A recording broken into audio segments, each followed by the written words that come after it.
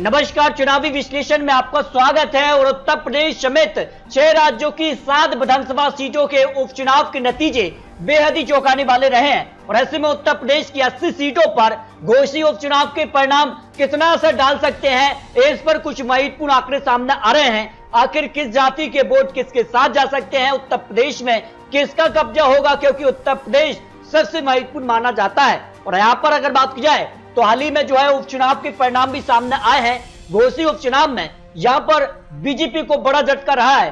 दारा सिंह चौहान यहाँ बीजेपी उम्मीदवार जो कि पहले समाजवादी पार्टी में थे, लेकिन समाजवादी पार्टी के इस्तीफे के बाद यहाँ पर बीजेपी में शामिल हुए और बीजेपी ने उन्हीं को चुनावी मैदान में उतारा। लेकिन हार और जीत के बीच सबसे बड़ी जीत यहाँ पर रही है समाजवादी पार्टी की। 42,759 यहाँ पर वोटों के अंतर से यहाँ पर हार और जीत हुई है। और ऐसे में ये सबसे बड़ी जीत समाजवादी पार्टी की रही है इन 7 सीटों के जो चुनावी नतीजे रहे हैं। और ऐसे में इस सीट के परिणाम कितना असर डालेंगे लोकसभा चुनाव के लिए, क्योंकि बीजेपी ने यहाँ पर इस चुनाव के लिए बड़े बड़े स्टार प्रचारक यहाँ पर चुनावी मैदान में उतारे थे और उसके बाद एक बड़ी जीत यहाँ पर समाजवादी पार्टी को मिली है। और इसके नतीजे लोकसभा चुनाव के लिए और विधानसभा चुनाव के लिए कितना असर डाल सकते हैं, इसके कुछ महत्वपूर्ण आंकड़े सामने आ रहे हैं। तो बात कर लेते हैं उपचुनाव के क्या परिणाम रहे। इंडिया गठबंधन ने 4 सीटों पर जीत हासिल की। एनडीए गठबंधन को 3 सीटों पर जीत हासिल रही, लेकिन सबसे बड़ी जीत यहाँ पर जो है घोषित उपचुनाव पर समाजवादी पार्टी को मिली, जिसमें 42,000 से ज्यादा मतों से यहाँ पर जीत हासिल हुई है। जबकि यहाँ पर बात की जाए उत्तराखंड की बागेश्वर सीट पर बीजेपी ने जीत हासिल की है, लेकिन मात्र जीत का अंतर रहा तो 2400 वोट का। जबकि बंगाल की धूपगुड़ी सीट बीजेपी के हाथ से निकल गई और यहाँ पर सीधे तौर पर टीएमसी ने कब्जा जमा लिया। झारखंड की डुमरी सीट की अगर बात की जाए तो यहाँ पर भी जेएमएम ने जीत हासिल की है और यहाँ पर जो है 17,000 वोटों के अंतर से आसू पार्टी को मात दिया है। केरल की पुदुपल्ली सीट पर कांग्रेस ने यहाँ पर 37,000 वोटों के अंतर से जीत हासिल की है, जबकि त्रिपुरा और बॉक्सर नगर सीट पर बीजेपी ने यहाँ पर जीत हासिल की है।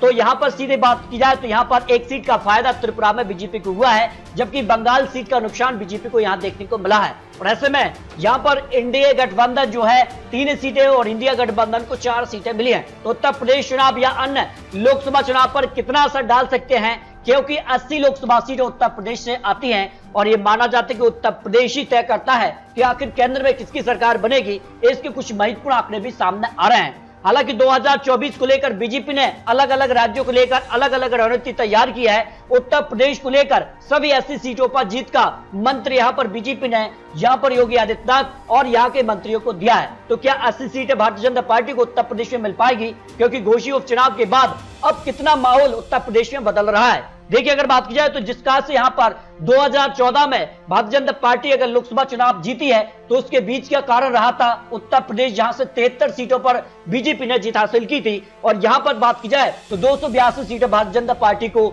लोकसभा चुनाव में मिली थी। इसके अलावा बात की जाए तो यहाँ पर जिस कहां से 2019 की भी बात की जाए तो यहाँ पर भारतीय जनता पार्टी ने यहाँ पर 64 सीटों पर जीत हासिल की थी और 303 सीटें भारतीय जनता पार्टी को 2019 लोकसभा चुनाव में मिली थी। और इसी वजह से भारतीय जनता पार्टी उत्तर प्रदेश में यह दावा करी कि इस बार सभी सीटों पर जीत हासिल कर पाएगी, लेकिन जनता किसके पक्ष में जाएगी ये जनता तय करेगी। लेकिन कुछ महत्वपूर्ण आंकड़े उत्तर प्रदेश की 80 सीटों पर निकलकर सामने आ रहे हैं। आखिर किस प्रकार का माहौल उत्तर प्रदेश या लोकसभा चुनाव को लेकर बन रहा है, क्योंकि अब नया गठबंधन बना है जिसका नाम इंडिया गठबंधन दिया गया है और यहाँ पर एनडीए गठबंधन में 38 से ज्यादा दल शामिल हुए हैं। तो लेकिन किसका पलड़ा भारी होगा लोकसभा चुनाव के लिए, उत्तर प्रदेश की 80 सीटों का ओपिनियन पोल सामने आ रहा है। पहले बात कर लेते हैं आखिर उत्तर प्रदेश का क्या सियासी गढ़ दिखाई दे रहा है और किसके पाले में कौन जा सकता है। तो ओबीसी वोट बैंक सबसे ज्यादा 42 से 43% उत्तर प्रदेश से आते हैं। मुस्लिम वोट बैंक भी निर्णायक होते हैं, 19% आते हैं। दलित 21%, सवर्ण यहाँ 17 से 19% आते हैं, जो उत्तर प्रदेश का जातीय समीकरण सामने आ रहा है। तो ऐसे में किस जाति का वोट किसके पक्ष में जा सकता है, ओबीसी वोट बैंक को साधने के लिए अलग अलग यहाँ पर सम्मेलन किए जा रहे हैं, अलग अलग यहाँ पर रणनीति के साथ चुनावी मैदान में अब यहाँ पर जो है पार्टियां उतर चुकी हैं। लेकिन जिस कार से माहौल बदल रहा है 2024 में, लेकिन उत्तर प्रदेश को लेकर अपनी अपनी ताकत झोंकते नजर आ रहे हैं। बीजेपी के बड़े बड़े दिग्गज नेता यहाँ चुनावी मैदान में उतर चुके हैं और संकल्प 80 सीटों का तो क्या 2024 में बहुमत का आंकड़ा भारतीय जनता पार्टी को मिलेगा, ये उत्तर प्रदेश ही तय करेगी। इसी कारण से सभी 80 सीटों पर जीत का दावा किया जा रहा है। लेकिन जिस कहा से महागठबंधन बना है, लेकिन मायावती जी क्या महागठबंधन के साथ होंगी या अपने दम पर चुनावी मैदान में होंगी, काफी महत्वपूर्ण हो जाता है 2024 को लेकर। अब कांग्रेस ने रणनीति तैयार कर ली है और उत्तर प्रदेश को लेकर अपने यहां पर प्रदेश अध्यक्ष को भी बदल दिया है और दावा किया जा रहा है कि अमेठी में एक बार फिर से राहुल गांधी विशेष स्मृति ईरानी यहां पर चुनावी मैदान में होंगी। तो जनता किसके पक्ष में जाएगी, किसके दावे में कितना दम है, इस पर कुछ महत्वपूर्ण आंकड़े भी सामने आ रहे हैं। तो बात कर लेते हैं कि आखिर किस गठबंधन में कौन जा सकता है। फिलहाल उत्तर प्रदेश में सियासी हलचल काफी बढ़ चुकी है। तो यहाँ पर अगर बात की जाए तो उत्तर प्रदेश के कुछ वोट बैंक, जिसमें जाट वोट बैंक बीजेपी के साथ 2019 में 91% दिखे थे, जबकि महागठबंधन के साथ 7%, यादव वोट बैंक बीजेपी के साथ 23%, तो महागठबंधन के साथ 60%, पूर्वी वोट बीजेपी के साथ 80%, 14% महागठबंधन के साथ, अन्य ओबीसी बीजेपी के साथ 72% और 18% महागठबंधन के साथ हो सकते हैं, जो यहाँ पर ओपिनियन पोल के आंकड़े सामने आ रहे हैं। लेकिन 2019 के मुकाबले 2024 का सियासी गणित अब पूरी तरह से बदल रहा है। कई ऐसे दिग्गज नेता, दिग्गज पार्टियां जो कांग्रेस के विरोध में चुनाव लड़ी थी 2019 में, लेकिन इस बार साथ आती नजर आ रही हैं और इसका फायदा कांग्रेस कितना उठा पाएगी, यह भी काफी महत्वपूर्ण हो रहा है। जबकि अगर बात की जाए तो यहाँ पर एनडीए से कुछ पार्टी अलग हुई हैं, जिससे शिवसेना यहाँ पर जो टूटी है, उसमें शिवसेना शिंदे गुट भारतीय जनता पार्टी के साथ है, जबकि यहाँ पर शिवसेना उद्धव गुट यहाँ पर जो है कहीं ना कहीं महागठबंधन के साथ है, जबकि शिरोमणि अकाली दल भी बीजेपी से अलग हो चुका है, जबकि बिहार में नीतीश कुमार का गठबंधन भी टूट चुका है भारतीय जनता पार्टी के साथ।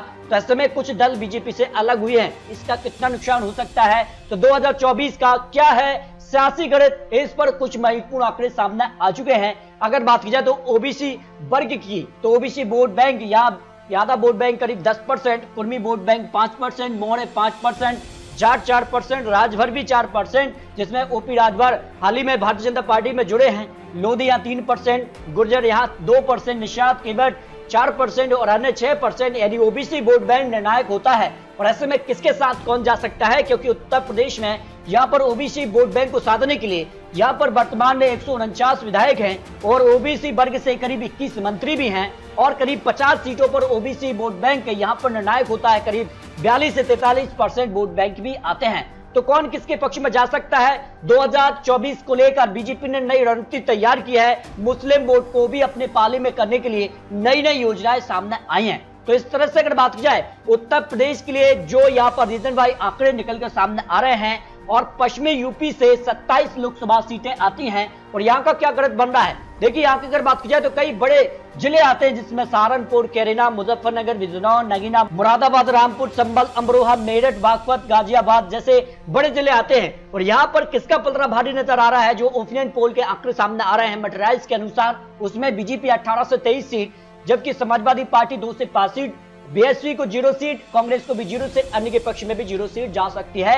इस तरह से पश्चिमी यूपी रीजन पर 27 लोकसभा सीटों में से भारतीय जनता पार्टी सबसे बड़ी पार्टी बनने का अनुमान यहां पर मटराइज ने लगाया है। बुंदेलखंड रीजन भी 4 लोकसभा सीटें आती निर्णायक होती हैं। चारों सीटों पर 2019 में भारतीय जनता पार्टी ने कब्जा जमाया था और इस बार भी माना जा रहा है कि सभी चारों सीटों पर भारतीय जनता पार्टी उत्तर प्रदेश में जीत हासिल कर सकती है।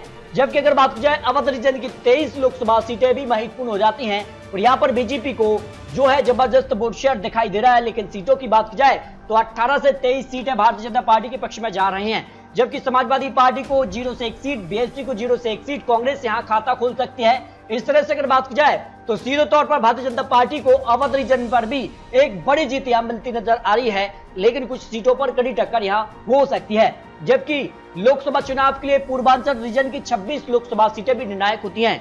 यहाँ पर अगर बात की जाए बीजेपी को 64% वोट शेयर, समाजवादी पार्टी को 15%, बीएसपी को 16%, कांग्रेस को 3%, यानी कि पक्ष में 2% वोट शेयर जा सकता है।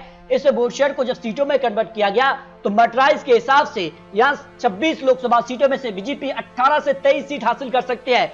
1 से 3 सीट समाजवादी पार्टी के पक्ष में जा सकते हैं, बीएसपी को 0 से 1 सीट, कांग्रेस 0 सीट, अन्य के पक्ष में 0 सीट, यानी पूर्वांचल में सीधे तौर पर बीजेपी वर्सेस समाजवादी पार्टी। लेकिन यहाँ पर सबसे ज्यादा सीटें भारतीय जनता पार्टी के पक्ष में ही जा रही हैं। इस तरह से यहाँ पर 80 लोकसभा सीटों का जो ओपिनियन पोल मटराइज ने जारी किया है, उसमें यहाँ बीजेपी को 63% वोट शेयर, समाजवादी पार्टी को 19%, बीएसपी को 11%, कांग्रेस को 4%, अन्य के पक्ष में 3% वोट शेयर जा रहा है। और सीटों की बात की जाए तो बीजेपी 67 से 73 सीटें जा रही है, समाजवादी पार्टी 3 से 6 सीट, बीएसपी को 0 से 4 सीट, कांग्रेस 1 से 2 सीट, अन्य के पक्ष में भी 0 से करीब सीट जा सकती है। इस तरह से अगर बात की जाए तो मैट्राइज के हिसाब से बीजेपी करीब 70 सीटों के आसपास दिखाई दे रही है, लेकिन जो उपचुनाव के नतीजे आए हैं उसका कितना असर यहां उत्तर प्रदेश में पड़ सकता है, यह भी महत्वपूर्ण हो जाता है। तो आपको क्या लगता है उत्तर प्रदेश में घोषी उपचुनाव के बाद कितना फर्क पड़ेगा?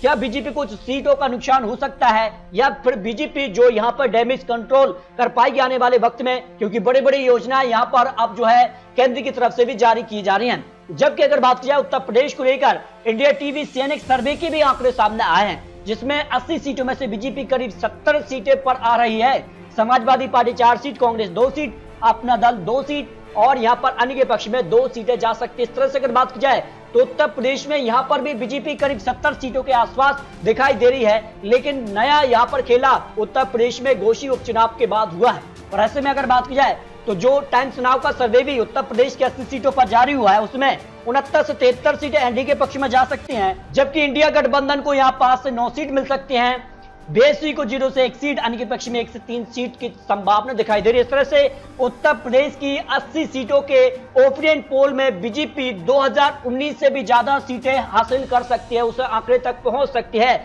लेकिन बीजेपी दावा कर रही कि इस बार सभी 80 सीटों पर वो है कमल खिलाने जा रहे हैं, लेकिन जिस कार से उपचुनाव के नतीजे भी देखने को मिले हैं, उसका कितना असर लोकसभा चुनाव के लिए उत्तर प्रदेश में देखने को मिल सकता है, ये काफी महत्वपूर्ण हो जाता है। तो आपको क्या लगता है उत्तर प्रदेश की 80 सीटों में से कैसे कितनी सीटों पर जीत मिल सकती है, इस पर अपनी राय कमेंट बॉक्स में रख सकते हैं। आपको बता दें ये चुनावी आंकड़े, चुनावी अनुमान है, और आने वाले वक्त में यहाँ किस प्रकार के चुनावी वादे होते हैं, किस प्रकार के यहाँ पर जो है दल बदल भी देखने को मिलेंगे, टिकट बंटवारे भी महत्वपूर्ण हो जाते हैं। क्या महागठबंधन जो कि इंडिया गठबंधन है, इसमें बीएसपी भी यहाँ पर जो है शामिल होंगी, ये काफी महत्वपूर्ण हो जाता है। तो आपको क्या लगता है, अपनी राय रख सकते हैं। मिलते हैं और लेटेस्ट और महत्वपूर्ण विश्लेषण के साथ, तब तक ले जय हिंद, जय भारत।